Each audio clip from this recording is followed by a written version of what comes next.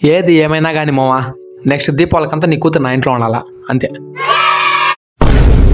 ఏంది మావా కామెడీ చేస్తున్నావా? మీ వాడికి ఎవరిస్తారు పిల్లనా? ఏంది మావా అంత మాట అన్నావా?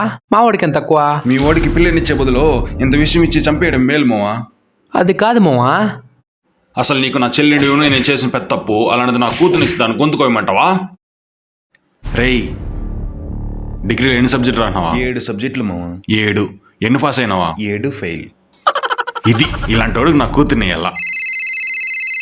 హలో నాన్నగారు, నాకు గవర్నమెంట్ జాబ్ వచ్చింది. అల్లుడు గారు కూర్చోండి. హలో పంతులు గారు, మా అల్లుడికి నా కూతుర్ని ఇద్దాం అనుకుంటున్నాము, మంచి ముహూర్తం పెట్టండి. అవును అల్లుడు, ఎక్కడొచ్చింది జాబా? తిరుపతి మున్సిపాలిటీలో చెత్త ఏరే జాబ్.